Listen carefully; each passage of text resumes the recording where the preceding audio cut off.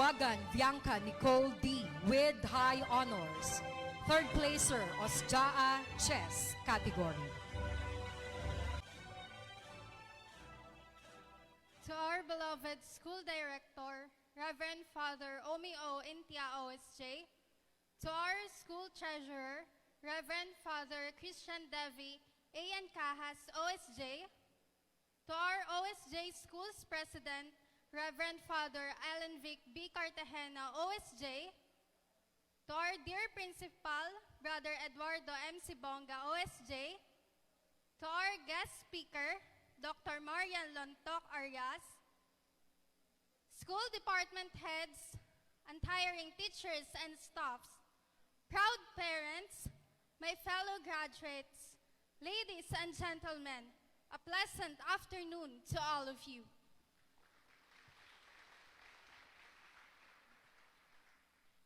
Authors wrote stories and published books differently.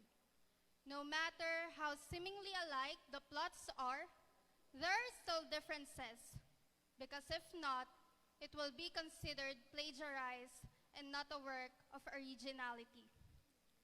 Growing up, I became fond of books, literary pieces, and writing poems.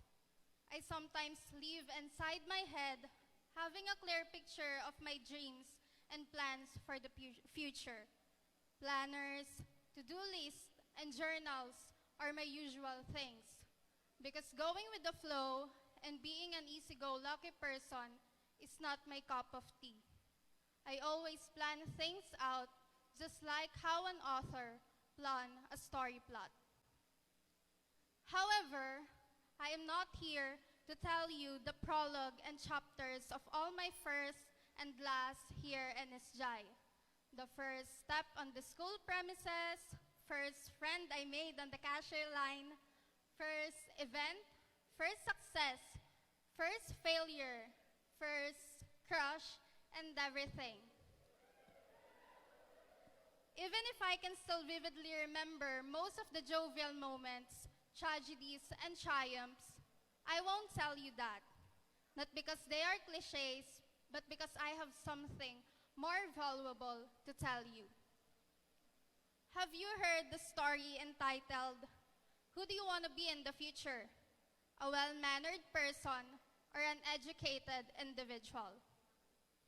Well-mannered, educated. Different words, yet leave a great impact. In the past days, whenever I scroll through my social media accounts, Facebook, Instagram, Twitter, and TikTok, those words always appear on my phone screen.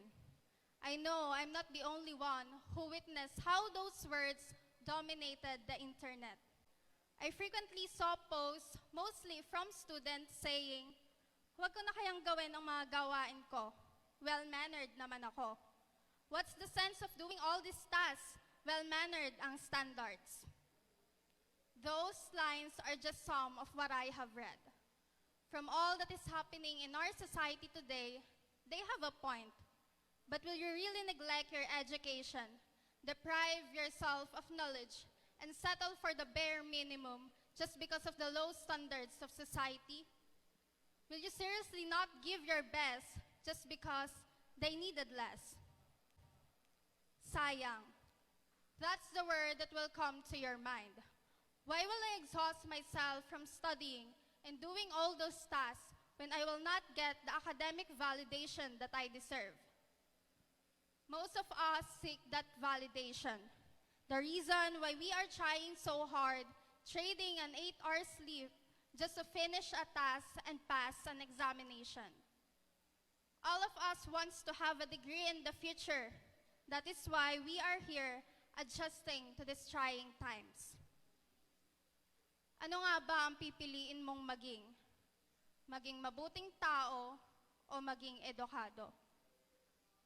No matter what you'll choose, the society will always have a say on it. There are times when you are still slowly gathering the pieces of your broken self. There is something or someone that will grab those pieces and crush them again until you become nothing but a pile of dust.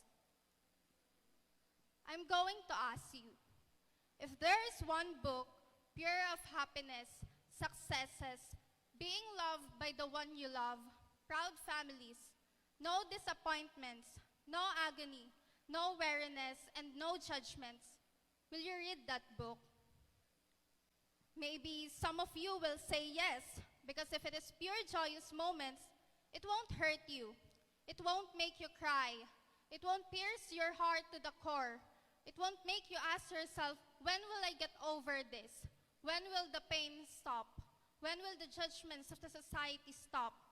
When will my feelings be validated? But if I were asked, I won't read that kind of story. Because no matter how we dream of that kind of book does not exist. Even in motivational books, compilation of poems, love stories, fiction and non-fiction, there will always be a plot twist, a heartbreaking part, gloomy chapters, the one that will make you feel anger, confusion, pain, and thrill, something that will make you cry rivers. Let me tell you, a painful book with blissful chapters exists, but an ecstatic book without heartbreaking part does not. There are broken chapters. A paragraph about crying on my bedroom floor because of a certain task. There were lines of insults and doubts. A few more chapters of committing mistakes and being hopeless. A page of crying alone, hugging yourself until you fell asleep. There will always be a sad line, a confusing paragraph, and a destructive chapter, because that is how life works. We cannot escape the inevitable. We cannot escape the challenges of our modern society, the pandemic, let the earth breathe issues, the election of world leaders with questionable morals, confusing standards of the society, mental health issues, and seek for academic validation. We cannot run from all of them. We cannot escape the book entitled Life. We are all forced to act on how will the plot call us. We cannot stay sleeping when the world needs us to be awake. Life is constantly changing and evolving. Sa oras na huminto ka, hindi titigil ang mundo para hintayin ka. All of us learn to adapt to the changes of times. From listening to the class while doing the dishes, from doing the laundry every vacant time. There were lines of, okay class, let's just wait for the others to join. I will off my camera and sweep the floor. Yung iba, bantay sa tindahan, nagsusukli habang nakikinig. May ibang naka-off camera, nakikinig, pero nagbabantay ng kapatid. From exhausting, doubtful, and thrilling chapters to chapters of adjustments and healings. And like a story, there are also characters aside from us. On behalf of the grade 12 students, we are beyond grateful to all the characters of this story.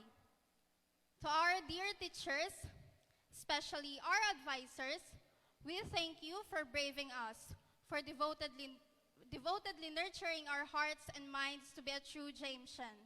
Thank you for pushing us to achieve academic heights we never thought imaginable. Thank you for consistently and tirelessly pushing us forward even when we resisted and complained loudly at times.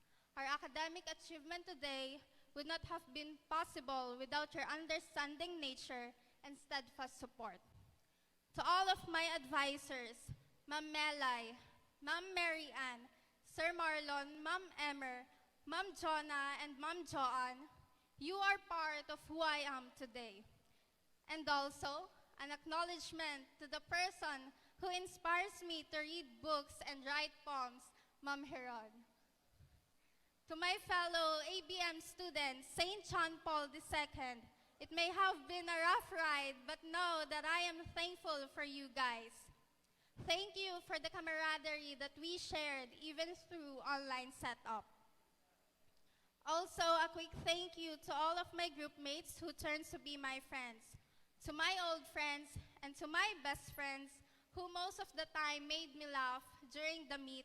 Shane, Ashley, Noreen, Vince, and Abby, you guys are the best.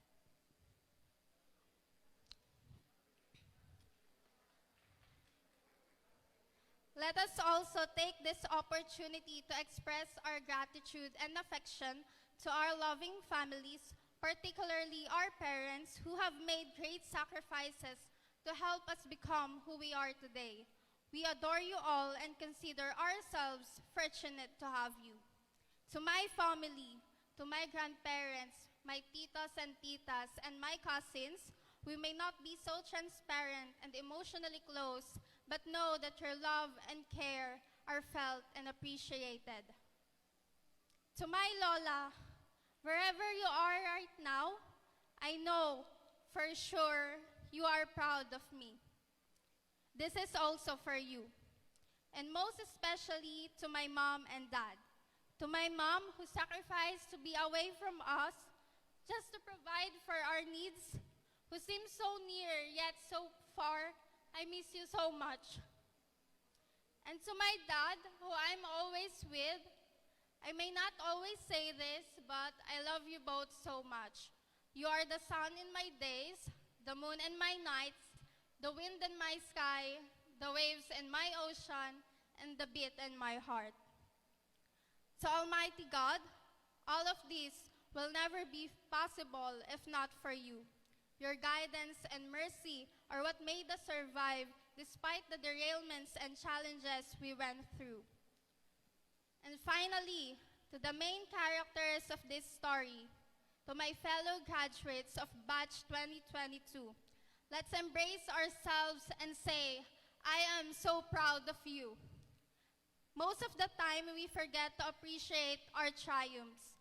The failures and disappointments of the past overpower the affection and solicitude that we must have for ourselves.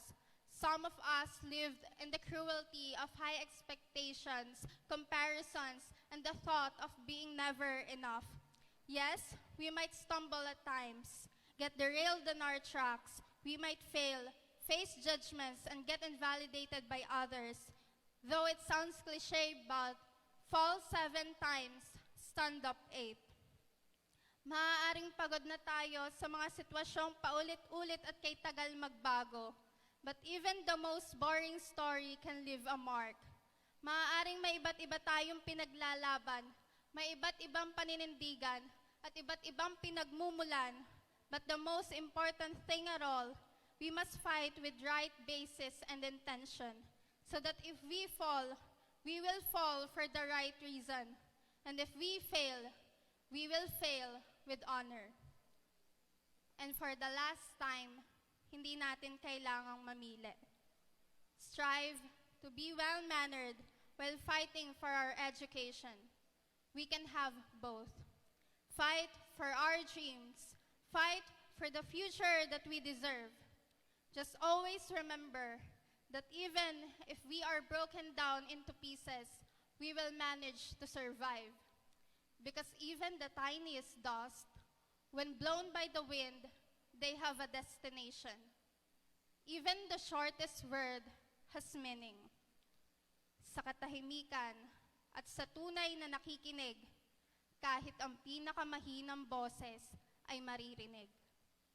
Ladies and gentlemen, I am Bianca Nicole D. Pagkaliwagan, braving the new world and embracing the signs of the times. Congratulations to all of us.